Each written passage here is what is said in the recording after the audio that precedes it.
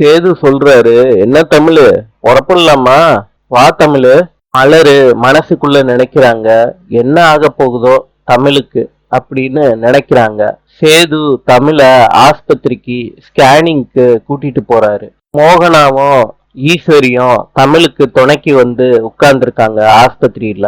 Doctor scanning ரூமுக்கு தமிழ கூட்டிட்டு போறாங்க. அந்த ப்ரொசீஜர்லாம் பண்றாங்க. சேது உட்கார்ந்துகிட்டு மனசுக்குள்ள நினைக்கிறாரு, முதல்ல என்னோட குழந்தைய நான் பார்க்க போறேன், எங்க அம்மாவையே நான் பார்க்க போறேன்னு மனசுக்குள்ள நினைச்சுக்கிட்டு இருக்காரு சேது. தமிழு அந்த ஸ்கேனிங் ரூம்ல தர்ம சங்கட்டமான நிலைமையில உட்கார்ந்துகிட்டு இருக்காங்க. நாளை சந்திப்போம்.